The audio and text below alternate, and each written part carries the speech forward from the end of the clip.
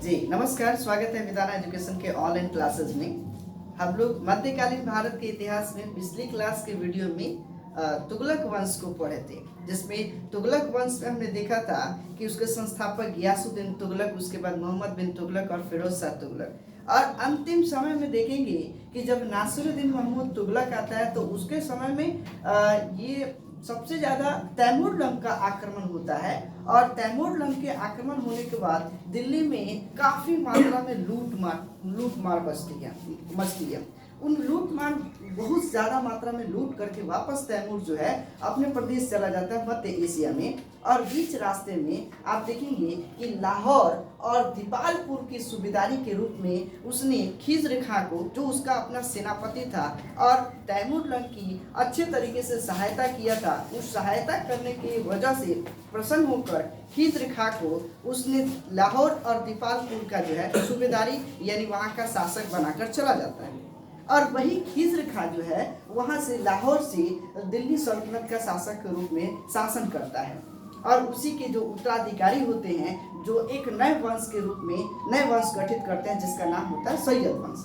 तो आज हम लोग पढ़ेंगे, समझेंगे सैयद वंश को और लोदी वंश को, और उन बिंदुओं को समझने का प्रयास करेंगे जिससे संबंधित हमारे एग्जाम में निश्चित ही क्वेश्चन बनते हैं, उसे समझने का बिल्कुल प्रयास करते हैं। तो चलिए शुरू करते हैं। हम समझेंगे कि सैयद वंश जो है 1414 ईस्वी से लेकर और 1451 ईस्वी के मध्य में रहता है। आप देखेंगे कि जब 1398 ईस्वी में तैमूरलंग का आक्रमण होता है और आक्रमण करने के बाद जब यहाँ काफी मात्रा में लूट मार करके जब निकलता है तो बीच रास्ते में मध्य एशिया और भारत के बीच रास्ते में लाहौर की सूबेदारी के रूप में खिज़्र खां को यहाँ पर छोड़कर चला जाता है। और यही खिज़्र खां जो है यहाँ दिल्ली सल्तनत का शासक होता है, जो 1414 ईस्वी से लेकर और 1421 ईस्वी तक रहता है। इसका उत्तराधिकारी, इसका पुत्र, इसके दो पुत्र मुबारक शाह और फरीद खान। तो मुबारक शाह उत्तराधिकारी होता है और 1421 ईस्वी से लेकर और 1434 ईस्वी तक शासन करता है। इसके बाद मुबारक शाह का भाई है फरीद खान, लेकिन यह शासक नहीं बनता है। फरीद खां का पुत्र होता है मोहम्मद शाह। मोहम्मद शाह 1421 ईस्वी से लेकर और 1400 आप देखेंगे 43 ईस्वी तक जो है सैयद वंश का शासक बनता है दिल्ली सल्तनत का। ठीक इसके बाद मोहम्मद शाह का पुत्र आलम शाह, इसका उत्तराधिकारी होता है 1443 से 1451 ईस्वी तक दिल्ली सल्तनत का शासक बना रहता है। और यही आलम शाह जो है अंतिम सैयद वंश का शासक रहता है। अब थोड़ा सा विस्तार रूप में समझते हैं कि दिल्ली सल्तनत में सैयद वंश का संस्थापक कौन था। क्वेश्चन आपसे आता है तो सैयद वंश का संस्थापक खिज़्र खां था। खिज़्र खां तैमूरलंग का क्या था, तो तैमूरलंग का सेनापति था और तैमूरलंग की बहुत अच्छी तरीके से सहायता किया था। और इसी से प्रसन्न होकर आप देखेंगे तैमूर की सहायता से प्रसन्न होकर तैमूर ने खिज़्र खां को लाहौर और दीपालपुर की सूबेदारी सौंप दी। जो लाहौर और दीपालपुर का सूबेदारी सौंप देने की वजह से वह धीरे धीरे पुनः दिल्ली की तरफ बढ़ता है और वह क्या करता है कि खिज़्र खां दिल्ली सल्तनत का शासक बन जाता है। लेकिन यहाँ पर देखिएगा सैयद जो है, जो खिज़्र खां के वंशज जो है, वह स्वयं को पैगंबर के वंशज मानते थे।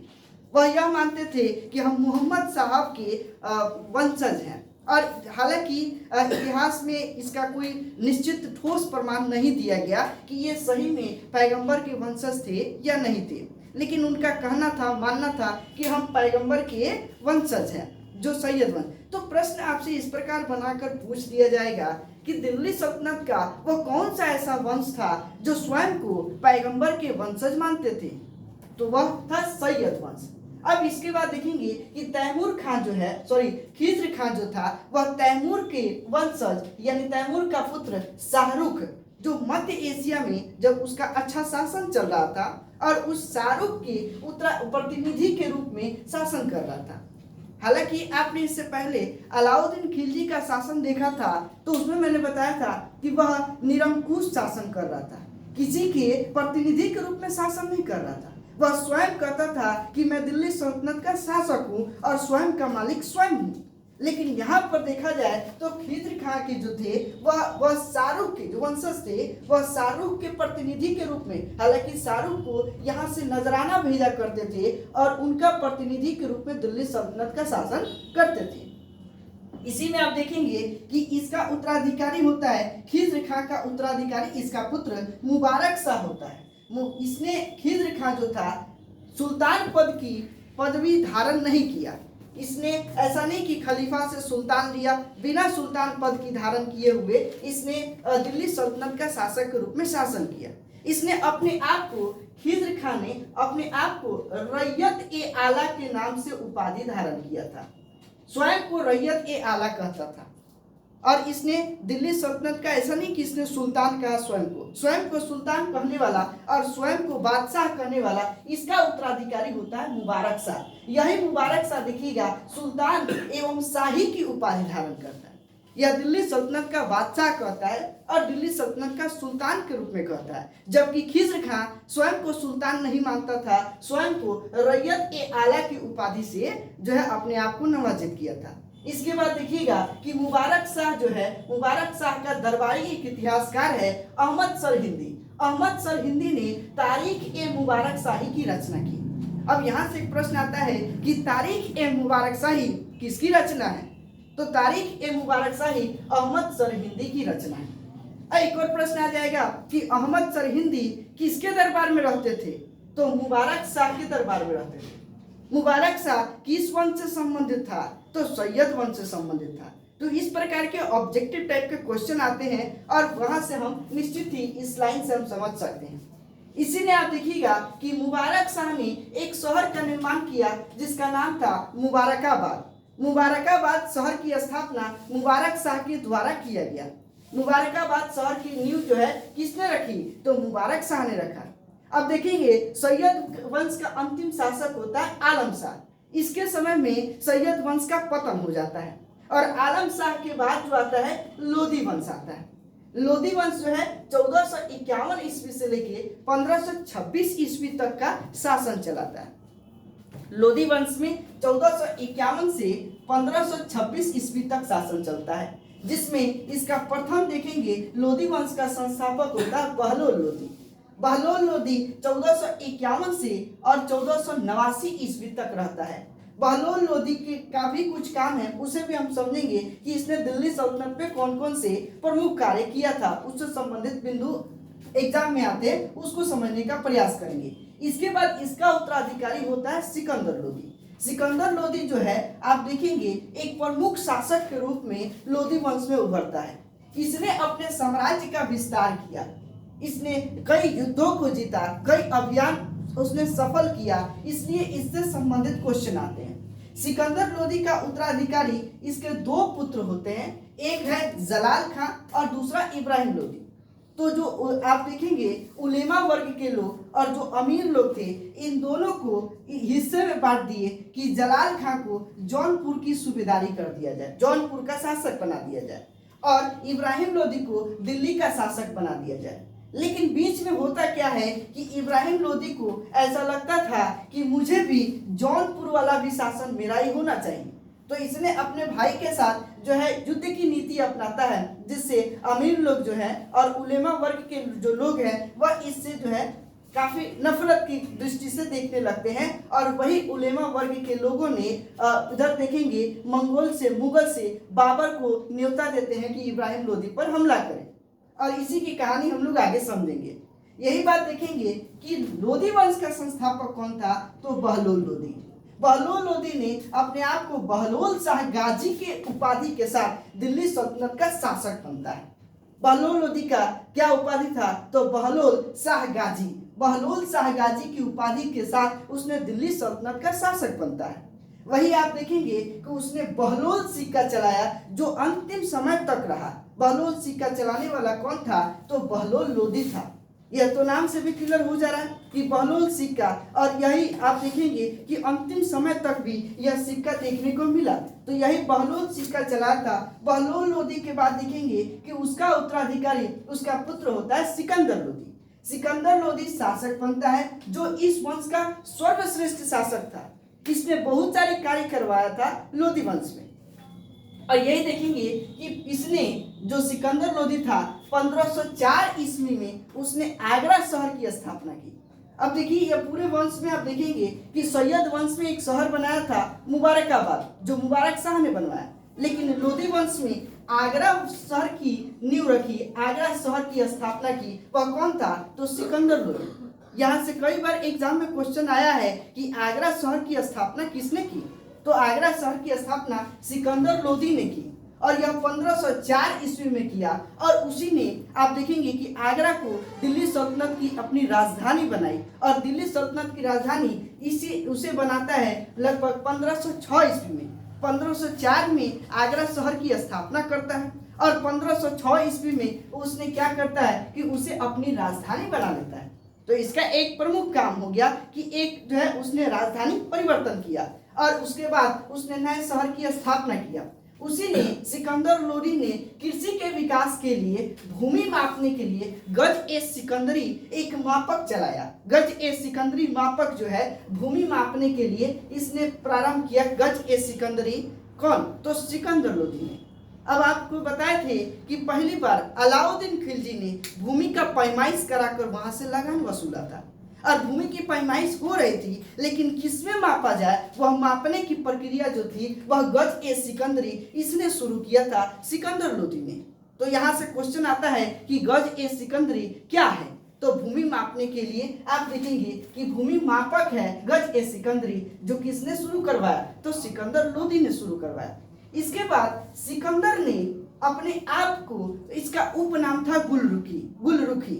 सिकंदर स्वयं एक कवि था और इसने कविता की रचना करता था फारसी में, और जो भी कविता लिखता था उस कविता के नीचे अपना नाम गुलरुखी बताता था। यानी यहाँ से क्वेश्चन आता है कि सिकंदर का दूसरा नाम क्या है? तो गुलरुखी इसका उपनाम था और हर कविता के नीचे गुलरुखी लिखा करता था। तो इसलिए इसने कई जो है फारसी में कविताएं लिखता था और उस कविताओं के नीचे अपना नाम गुलरुखी बताया करता था।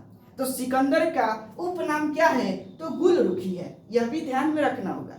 इसके बाद इसका उत्तराधिकारी होता है इब्राहिम लोदी। ये थोड़ा सा समझना है, क्योंकि इसके क्रम में कुछ युद्ध होते हैं और हार जाता है, उसके बाद नए वंश आ जाते हैं। आप देखेंगे कि मुगल वंश की नींव हो जाती है इसके जस्ट बाद। तो आप देखेंगे कि इब्राहिम लोदी जो है इस वंश का अंतिम शासक था, जो आप देखेंगे दिल्ली सल्तनत का भी अंतिम शासक के रूप में था इब्राहिम लोदी। यहाँ से इब्राहिम लोदी के बाद सल्तनत युग खत्म हो जाएगा और सल्तनत युग खत्म हो जाएगा, उसके बाद मुगल युग शुरू हो जाएगा, मुगल एम्पायर आ जाएंगे। तो यहाँ आप देखेंगे कि इब्राहिम लोदी इसी के समय बाबर का अभियान हुआ। 21 अप्रैल 1526 ईस्वी में पहले पानीपत का युद्ध होता है, जो पानीपत में होता है। और यह युद्ध से पहले एक और युद्ध होता है, इब्राहिम लोदी का युद्ध होता है, तोखली का युद्ध। तोखली युद्ध जो होता है इब्राहिम लोदी और राणा सांगा के बीच होता है। जब तोखली का युद्ध होता है राणा सांगा और इब्राहिम लोदी के बीच, तो उस समय इब्राहिम लोदी हार जाता है। अब हार जाने की वजह से इसकी कमजोरी पकड़ में आ जाती है कि यह मजबूत शासक नहीं है, इसीलिए बाबर इस पर आक्रमण की तैयारी शुरू कर देता है और बाबर को बुलाने का न्योता इसी के कुछ दरबार में रहने वाले लोग करते हैं। इसके दरबार में थे एक व्यक्ति बाबर को निमंत्रण देते हैं, आलम खां, जो इब्राहिम लोदी का चाचा था। और इसको इसलिए इसका निमंत्रण देते हैं बाबर को क्योंकि यह चाहता था इब्राहिम लोदी कि इसका एक भाई है जिसका नाम है जलाल खां। जलाल खां की जो है जौनपुर की सूबेदारी वह चला रहा है, यह जौनपुर भी हमारे क्षेत्र में आ जाए। इसके वजह से इसका चाचा आलम खां किसको बुलाते हैं? बाबर को निमंत्रण देते हैं कि बाबर तुम आओ और यहाँ पर इब्राहिम लोदी को पराजित करो। इसके अलावा एक पंजाब के सूबेदार, पंजाब के शासक है दौलत खां। दौलत खां भी बाबर को निमंत्रण देते हैं इब्राहिम लोदी पर हमला करने के लिए। और यही होता है कि उसने हमला करने के लिए निमंत्रण देते हैं, प्लस समर्थन करते हैं, जिसके वजह से बाबर जो है, बाबर का एक अभियान चलता है और इब्राहिम लोदी पर युद्ध छेड़ देता है। युद्ध जो होता है हरियाणा के पानीपत में होता है, इसलिए इसे पानीपत का युद्ध कहते हैं। और इसके इसी समय पानीपत का पहला युद्ध हुआ था। पानीपत का पहला युद्ध कब हुआ? 21 अप्रैल 1526 को। यह डेट इंपॉर्टेंट है। बाकी डेट आपको याद हो ना हो उससे मतलब नहीं, लेकिन यहाँ क्वेश्चन आता है, कई बार आया है कि पानीपत का पहला युद्ध कब हुआ था। प्रथम युद्ध 21 अप्रैल 1526 को, यह ध्यान रखना है 21 अप्रैल 1526 को पहला पानीपत का युद्ध होता है। प्रथम पानीपत का युद्ध किसके किसके बीच हुआ, तो इब्राहिम लोदी और आप देखेंगे बाबर के बीच। हालांकि एक और क्वेश्चन आता है कि तोखली का युद्ध किसके बीच हुआ, राणा सांगा और इब्राहिम लोदी के बीच हुआ।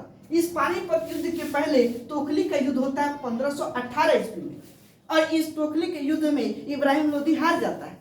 इससे कमजोरी भी सिद्ध होती है कि वह बहुत मजबूत शासक नहीं है और बाबर इस पर आक्रमण कर देता है।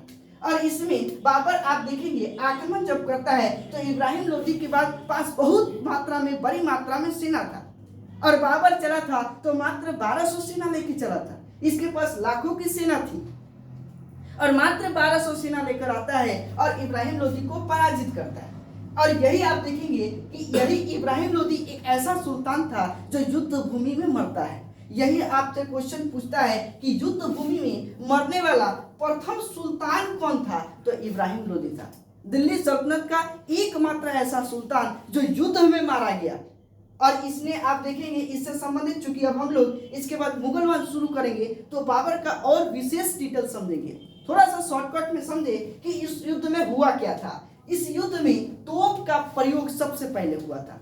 आप देखेंगे पूरे इतिहास में पहली बार तोप का प्रयोग जो हुआ वह पानीपत के प्रथम युद्ध में हुआ, जो इब्राहिम लोदी के साथ और बाबर के साथ होता है। और बाबर तोप लेकर चलता है, और तोप लेकर चलता है, साथ में यह तोप को जो रखा था, जिस पद्धति से रखा था उस पद्धति को तुगलमा पद्धति कहते हैं। कैसे रखा था तुगलमा पद्धति, देखो भाई तुगलमा पद्धति जो है उसने किया क्या था, जब पानीपत का युद्ध हो रहा था तो उस युद्ध में सेना से पहले उसने गड्ढा खुदवा दिया।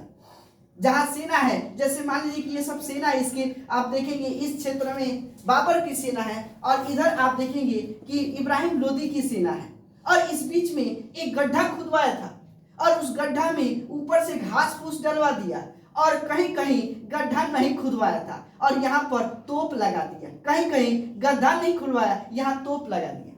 जब इब्राहिम लोदी की सेना जब अटैक कर रही थी तो उस समय इधर से जाएगी तो गड्ढा में गिरेगी और उसकी सेना उसका कत्ल कर देगी।